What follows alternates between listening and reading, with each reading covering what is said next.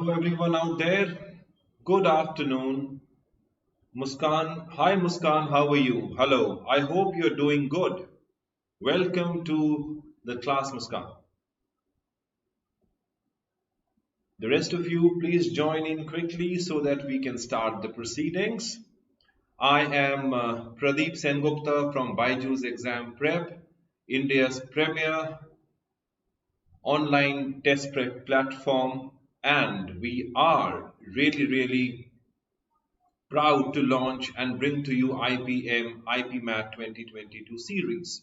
And this is going to be our third series, my third series on grammar, verbal ability for IPMAT 22. So we are going to start the session very soon. So all those who want to join the session may do so quickly. I will start the session in 10 minutes from now.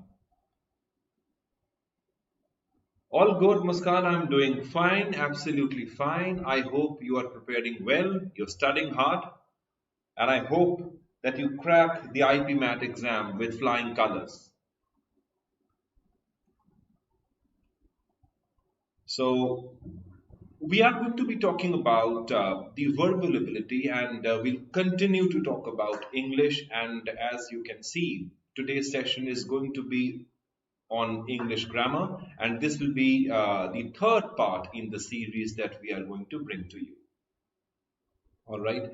So in this session today, we will discuss, a couple of important concepts that you are going to be tested on when it comes to IPMAT Indore, and we are going to be covering some of the questions that have, featured in the other IPMAT exams, like for I am Rohtak and Rohtak and Ranchi and all, when you talk about the GIPMAT exam. So it is going to be a mixed bag of questions that I will be bringing to you. And with those questions, we will try and understand the different concepts in English grammar. All right. So let us see how the session will unfold. क्या चीजें cover करेंगे? We are going to have a quick look at it so that we know what we are going to talk about. Now, if you look at the IPMAT series altogether, and when we talk about the questions based on grammar, the grammar questions, apart from your RC and the critical reasoning area, there will be 7 to 8, questions on grammar, right? And in today's session, we will be talking about these questions based on grammar, and these bubbles will actually tell you the areas from where the questions are taken. Now, there will be no direct question on grammar. They will not ask you about nouns and pronouns and prepositions and conjunctions and tenses directly. They are going to ask you questions in the form of sentence correction or sentence improvement or fill in the blanks, right? So primarily, if you look at the questions, whether it is based on sentence correction, whether it is based on sentence improvement or fill in the blanks, कुछ selective areas होते हैं grammar पे जिसके ऊपर वो questions बनाते हैं. Like we will be talking about today some concepts and questions based on narration. What is narration? Narration is direct and indirect speech. This is what we are going to cover. Voice, it means the active and the passive voice. This is what we'll cover today, right? Questions based on prepositions and idioms, very important area in English which you must practice. Some questions based on parajumbles, we call it parajumbles. They are actually a part of verbal reasoning, not grammar, but in the due course of time, in the next session, in the upcoming session, we will be talking a lot on parajumbles also. And there will be many questions based on pronouns. All right. So in today's session, we are going to see how these areas are tested in the form of questions and how to answer them. All right. So let us start the session today. I will be taking you through different question patterns and we will try, both of us, you and I as a team, we will try to answer the questions. So without wasting any more time, let us look at the very first question. Okay, so please read the question. Please read the question and then we will try to answer it. What does the question say? The question says, a sentence has been given in the active voice. From the given options, choose the one which best expresses the given statement in the passive. So you have the active voice present over here. You have to choose the passive voice. Akash Mishra, hi Akash, good afternoon. I hope you're doing good. Muskan has a question, sir. This grammar is also for CUET. Of course, Muskan. Most of the concepts that we will discuss in the class today, they are going to help you a lot in solving the CUET questions also. So sit tight and enjoy the session. बहुत सारे ऐसे questions हैं जो कि CUET में भी test किए जाएंगे. All right. So that way you will have the much needed practice. All right. Okay. So the question is, the cat drank all the milk. A says all the milk had been drunk by the cat. B says all the milk has been drunk by the cat. C says all the milk was drank by the cat. And D says all the milk was drunk by the cat. What should be the answer? Muskan has answered it should be D. What about the others? What should be the answer? Let us check what the answer is going to be.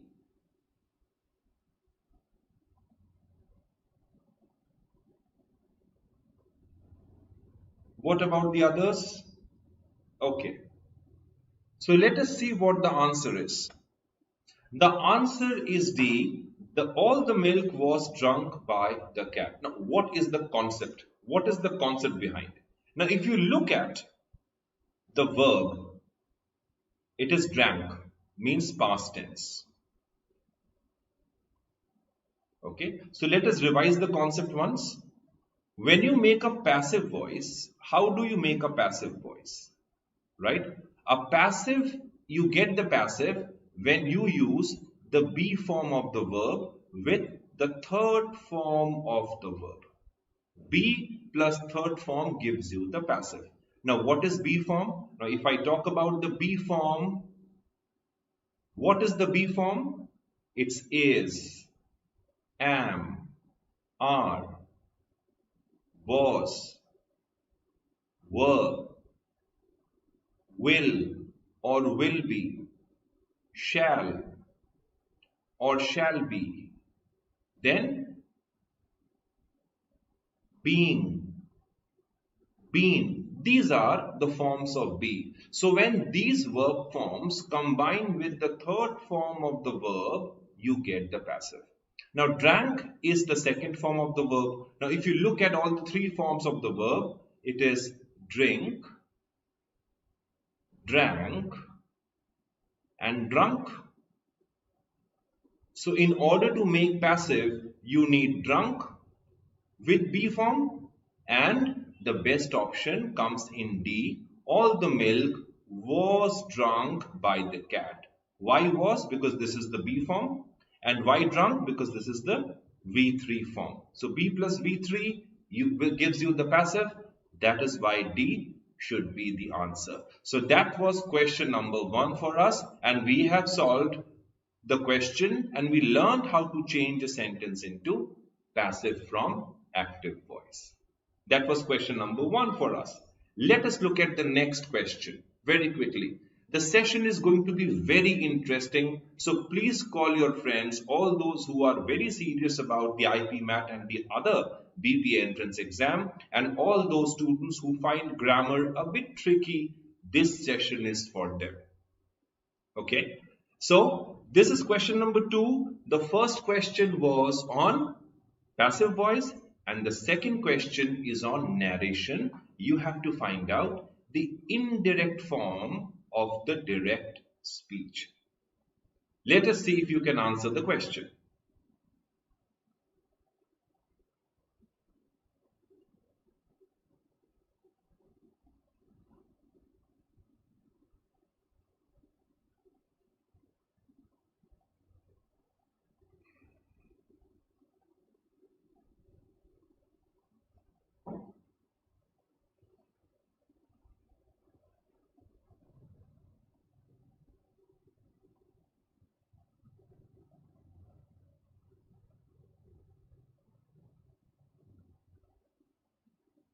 Okay, anyone with the answer?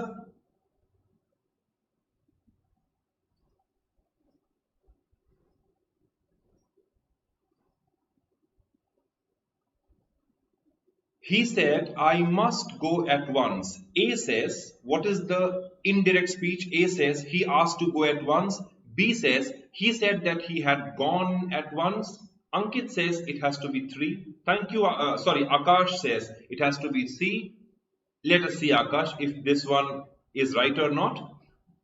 Manuti Khandelwal also says it is C. Okay. Thank you, Manuti. What about the others? D says he told if he had to go at once. Let us see what the answer should be. Okay. And guess what? Akash, Manuti and Muskan, all of you are right. C is the right answer. Now, what is the concept? The concept is this. You have a reporting verb over here. It is known as the reporting verb, right? You have two verbs in indirect questions. The verb outside the inverted commas and the verb inside the inverted commas. Okay. So the rule says if the reporting verb is in the past tense, and what is this? This is the reported speech. The reported speech must also be in the past tense. Okay. Must. Now, must is a verb form which shows obligation. Karna hi hai. Right? I must go at once. What is the Hindi of it? Mujhe abhi jana hi hoga. It shows obligation. It has a certain sense of compulsion. So, in order to replace must, you should say he had to go at once. I changes into he. I changes into he. So this should be the answer. He said he had to go at once. The rest of the options, they are not grammatical. They are not the right indirect speech for this question. He asked to go at once. Why asked? He is saying he was not asked. So this is wrong. He said that he had gone at once. No, the question was, I must go. So he had gone will change the meaning altogether. And D says he told if he had to go at once. Now, if introduces a condition which is not what the sentence is actually about. So the answer is C. He said that he had to go at once. This should be the answer. So question 2 quite easily done. It was an easy question. Yes. Now let us check the next question very quickly. All right. It says, welcome from the given options, identify the tense used in the sentence. What is the tense used in the sentence? Please try and find out. Okay.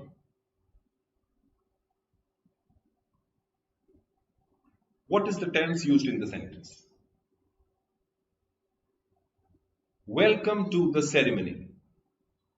A says past indefinite tense, B says past perfect tense, C says present indefinite tense, and D says present perfect tense.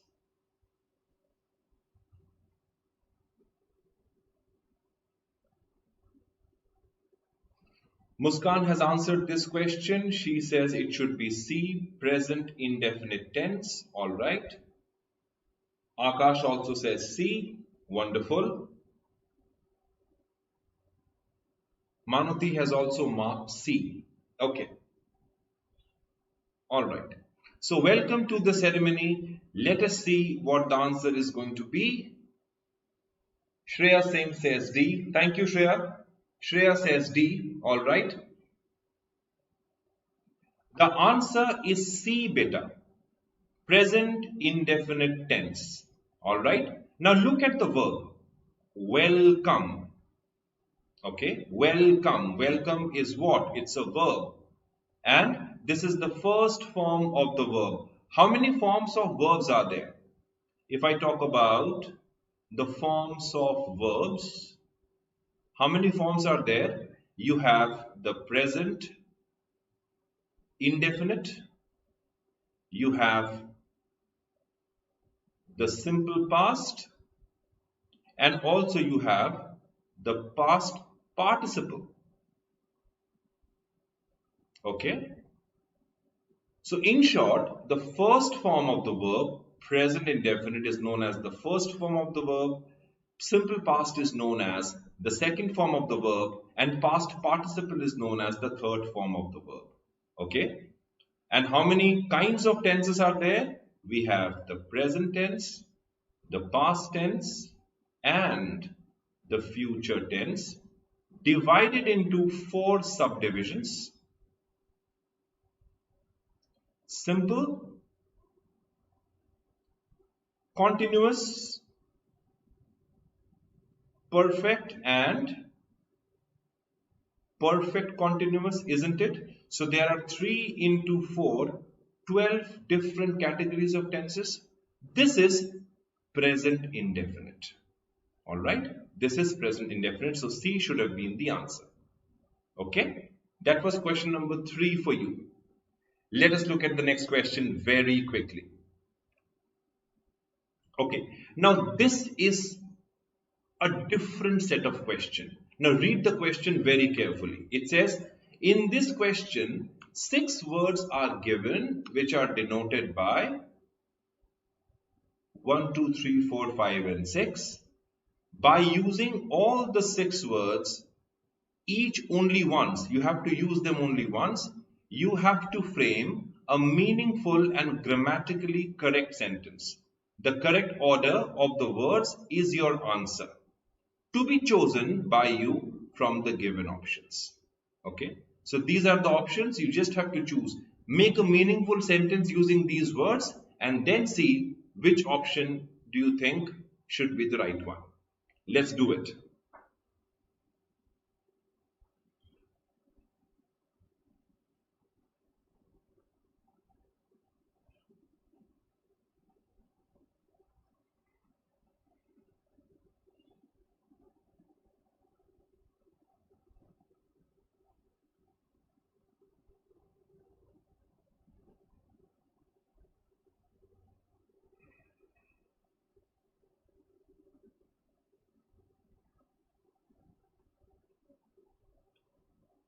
Manuti is the first one to answer. She says it has to be A. Thank you, Manuti.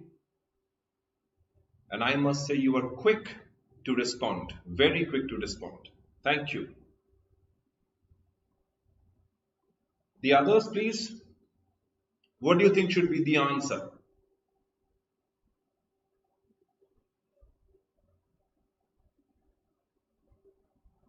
Manuti has already said, I have seen your answer, Manuti. Thank you. You have said A. I'm just waiting for the others to reply.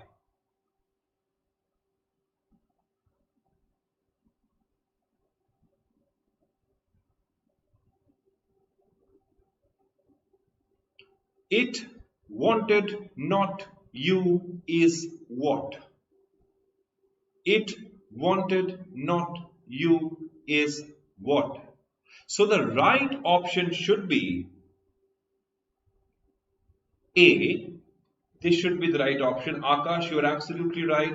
Muskan, you are absolutely right. Manuti, you are absolutely right. All 3 of you have got this one.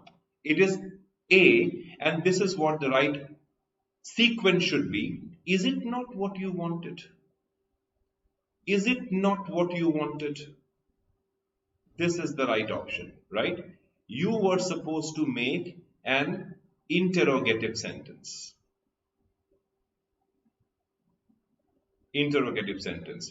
You start with a helping verb plus the subject plus the main verb. That's how you make an interrogative. Helping verb, subject plus the main verb. Is it not what you wanted? Question mark. And this should have been the answer. Okay. It was a pretty logical question, but easy to, solve and find the option. Quite an easy question it was, isn't it? So you see, it will be a mixed variety of questions, and the questions will not become predictable, right?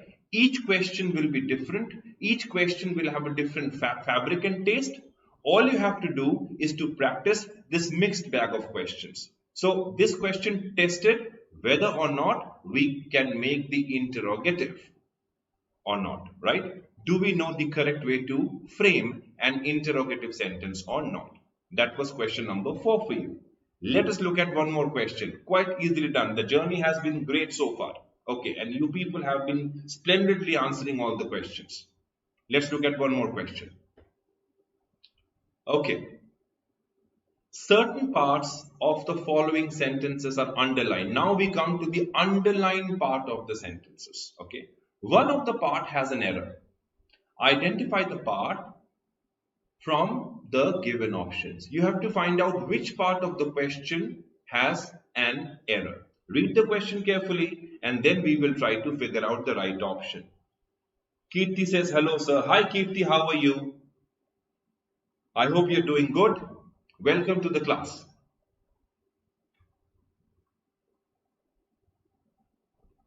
Okay.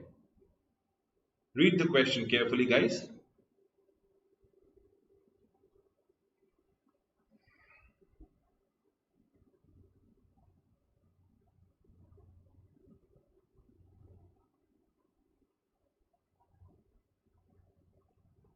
Muskan says the option is C. Thank you, Muskan.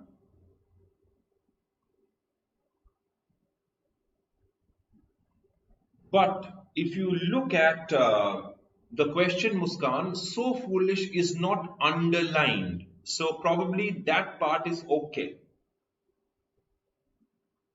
So foolish is not underlined, Muskan. Have you followed what I'm trying to tell you?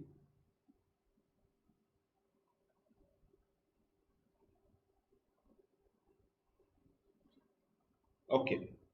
7 of you are watching my class today. My team has been requesting you. So if you are really liking the session, please hit the like button and show your love for us. Don't forget to hit the like button, guys. Okay. Kirti has answered C. One of she's not so foolish who is. Okay. Now this is a trick question, mind you. This is a trick question. Yes, Muskan, the option is given. But read the question very carefully. Some part of the sentences are underlined. So which part is underlined? She is not one of who is. She is not, which is there in B. One of, which is there in A. Who is, which is there in D. So foolish has not been underlined. You just have to look at the underlined part. Sometimes IPMAT, they are very, smart people. They know how to frame an answer, question, right? Right in the very beginning of the question, they have told you that only the part which are underlined should have a problem. Okay, so read the question very carefully. Okay, now let me come to the question. The answer is D. And why D? Let's read the question very carefully. क्या कह रहा है? She is one of those who is foolish. Okay, now one of those who is foolish. Look at the placement of who. What is who? Who is a relative pronoun. Okay? आप मुझे बताइए who किसके लिए use हुआ? She के लिए या those के लिए? Right? The rule says a relative pronoun will qualify the noun or a pronoun which is sitting next to it. A relative pronoun will qualify a noun or a pronoun right next to it. So who is placed near those? So in this case, who is used for those? And what is those? It's plural. It's a pronoun and it is plural. Those अगर plural है तो who भी plural होगा. That is why the use of is wrong. It should be are. She is one of those who are so foolish. Means there are people who are foolish and she is one of them. That is why D has a problem. Does that make sense?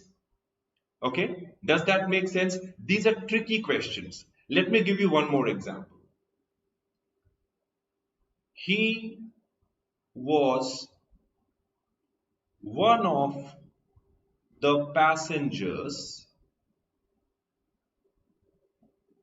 who was in the bus. He was one of the passengers who was in the bus. Now look at the placement of who. It is placed near passengers. And what is passengers? It is plural. Since passengers is plural, so the relative pronoun qualifying the passengers should also be plural. Hence, a plural verb must be used. The answer should be were. So he was one of the passengers who were in the bus. Have you followed the concept? Have you understood the concept? Right? That is why D has a problem, right? In place of is, it should be who are and not who is. Have you followed? Shreya, in this case, was is a problem, right? You must use who were. Have you followed, all of you? Understood the concept? Look at the position of the relative pronoun and try to find out the singular or the plural number of the relative pronoun based on the position of the pronoun, where it is placed. Is it placed near the plural subject or is it placed near the singular subject? ऐसे याद रखो, ऐसे याद रखिए. Singular N or P, right? Singular noun or pronoun. So if it is a singular subject plus who is singular.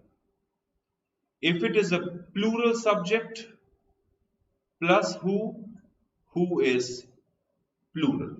Okay? Remember it like this. This is the formula. Okay? Let's move on to the next question very quickly. Okay. Again, we are going to talk about the underlying part of the sentences. It is sentence improvement. It says choose the alternative so that the underlying part of the sentence is rendered correct. Alright, you have to make the underlying part of the sentence correct. Read the question carefully. Look which option can replace the underlined part. Let's do it and read the question very carefully.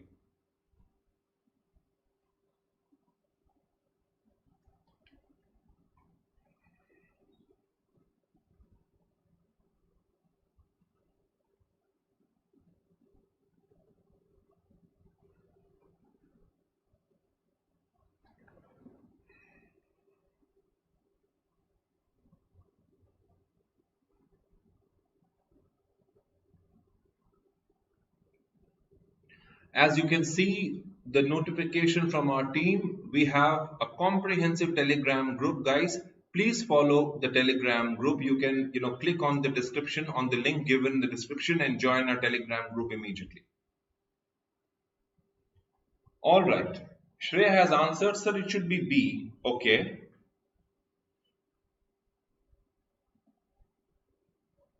Thank you, Shreya. What about the others? Can we quickly key in the answer? Akash says B, Shreya says B. Thank you, Akash. Thank you, Shreya.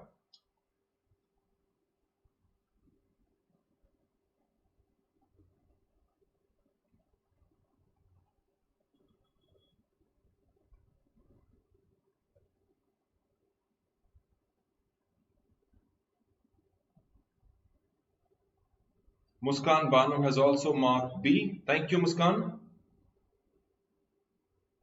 All right.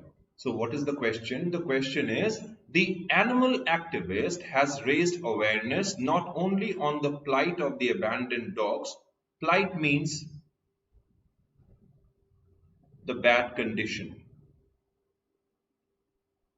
the pitiable condition, the bad state, okay, plight of the abandoned dogs, but also on overworked bulls and temple elephants. All right. A says, on the plight of not only the abandoned dogs, but also on those of overworked bulls. B says, not only on the plight of the abandoned dogs, but also on that of overworked bulls. C says, the plight of abandoned dogs as well as the overworked bulls. And D says, the plight of abandoned dogs, but also on overworked bulls. Let us see what the question answer is. Okay, the answer is B, and I think Muskan, Akash, Shreya, you have got this one right. Congratulations. What is the concept? The concept is the use of not only but also. And the rule says the sentence structure that comes after not only, you must have the same sentence structure coming after but also. Now, after not only, what do you have? On the plight of. Not only plus on the plight of abandoned dogs, but also on that of overworked bulls. Now, on plus on, same structure, that is a pronoun used for plight. So this makes the sentence parallel. The idea is to make the sentence parallel, okay, using the pronouns. Parallelism of pronouns is what is being tested in this sentence. So B should have been the answer. Not only plus on, but also plus on. Let me give you one more example, right? For example, if I say the sting of the honeybee is more painful than the bumblebee. Okay, the sting of the honeybee is more painful than the bumblebee. Do you think the sentence is correct? The sting of the honeybee is more painful than the bumblebee. Is the sentence correct? Yes or no? You can write yes or no.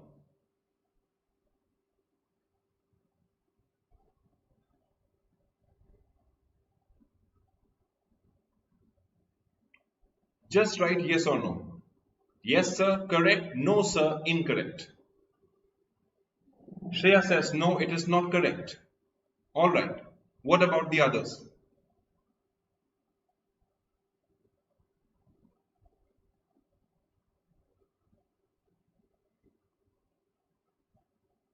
Noted, Muskan. We will be coming up with a few questions on CUET also. In fact, our classes are on CUET.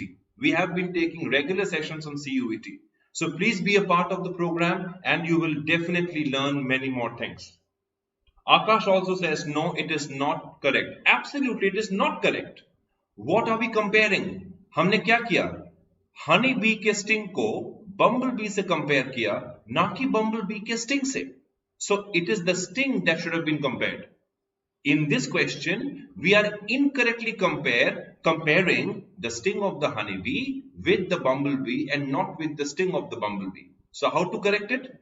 Just use that of.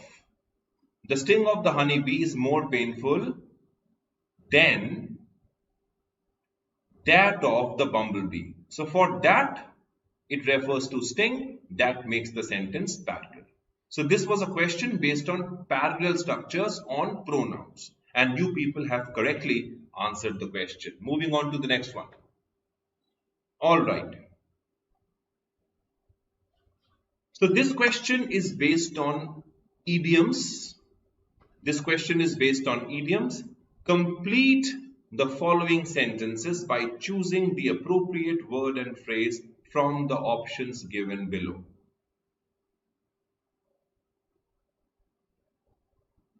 Alright, it says, despite statistics to prove that there was a slowdown in the economy of the country, the professor was dash about it.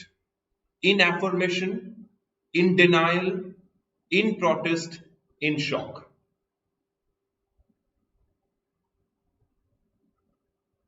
Now, if you look at the question, despite statistics, right, I have jumped one slide, so I think you people have got what the question is going to be, what the answer is going to be. Yes, yes, yes, yes. So, Shreya and Muskan, very quickly you people have answered. My fault. So, what is it? What is affirmation in confirmation? When you confirm something. Okay. In denial, what is denial? Refusal. Denial means refusal. In protest, when you say something against. In shock, you are surprised. Okay. The question is, despite statistics to prove that there was a slowdown. Now, there was statistics and enough information available to prove that there was a slowdown in the economy. Okay. But the professor was not ready to accept it. The professor was not ready to accept it. So when you are not ready to admit or accept anything, you are in denial, and that is why this should have been the answer option. Alright, so most of you have already answered this. So in denial was the answer. Let us very quickly, yes Shraddha, absolutely right, the answer is in denial. You are right. Okay, so lovely answers from all of you. I'm getting some very lovely answers. Let us look at the next question straight away. All right. The question says, in the following question, choose the option that is grammatically correct. Okay. Now, this is the question of the day. You can call it the question of the day.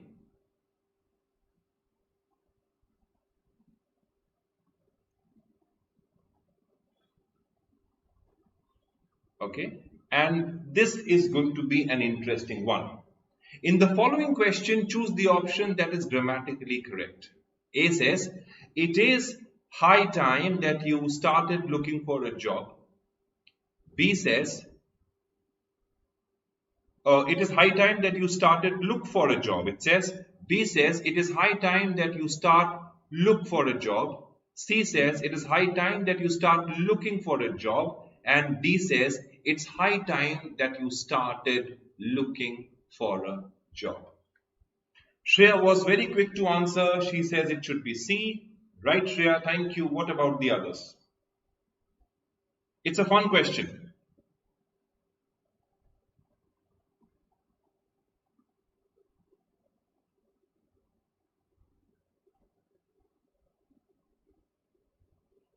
Muskan says it's C. Okay. Thank you, Muskan.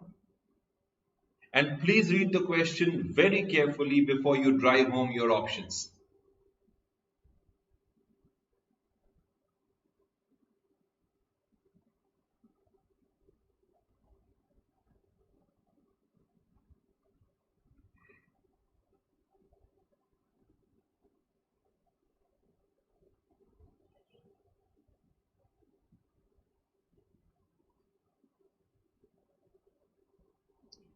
Anybody else who would like to try? Shraddha has answered C. Thank you, Shraddha.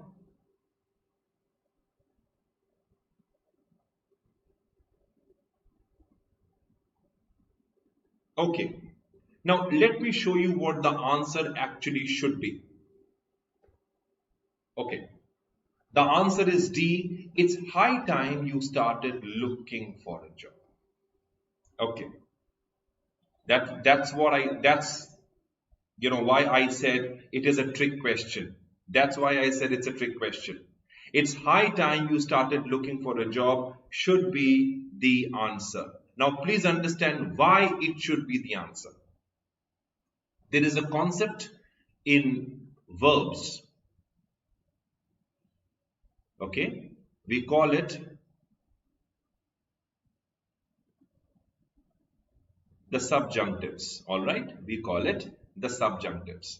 Now when we say subjunctives, it is a verb form that actually talks about things which are imaginary. Okay? Things which are hypothetical. Right? And one such verb form, one such structure, is the use of it's time or it's high time. It's time or it's high time. The rule says whenever you have such a structure in place, like it is time, bring the subject after it is time and use the second form of the verb. Use the second form of the verb. It's time plus subject plus V2. It's time plus subject plus V2. For example, it's high time that you started. Why started? The second form of the verb, looking for a job. For example, if I tell you, it's high time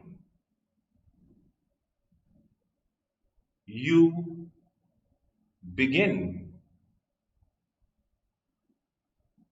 your IPMAT preparation.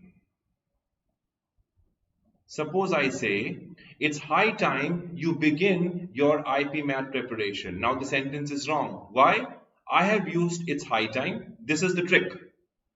It's high time plus subject, begin. No, use the second form of the verb, began. It's high time you began your IPMAT preparation. So that was the rule. I hope you people followed what I'm trying to explain over here. All right. So this was the trick. It's time you started looking for a job. So otherwise, most of you have said it's D. It's high time that you start looking for a job. It does not look wrong. But in English, what does not look wrong does not mean that it is correct. Okay? That is why we do not write the way we speak and we do not speak the way we write. So this is a test of syntax. So you must have the rules in place. All right? So that brings us to the end of our session today. I hope you have enjoyed the session and you have learned so many tricks on grammar today. In my subsequent classes, I will keep on bringing you such exciting new techniques which are going to help you ace the grammar section of IPMAT with confidence. All right? And most of you were talking about the CUET program and the BBA program. Make sure that you join our program. A new course has been launched with the foundation module. And just in case, if you are looking for BBA IPM preparation, join our comprehensive course and please call on the given number, which is this one, 8806130414. You can call on the given number, get in touch with our counselor and get all the necessary details. All right? Okay.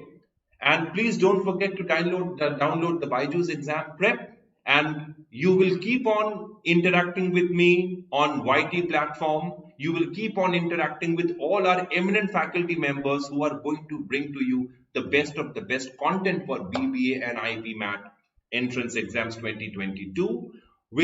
On that note, this is Pradip Sengupta saying goodbye to you. Stay absolutely safe and fine. All the very best with your preparation and keep in touch with BYJU'S Exam Prep. Thank you very much and bye bye.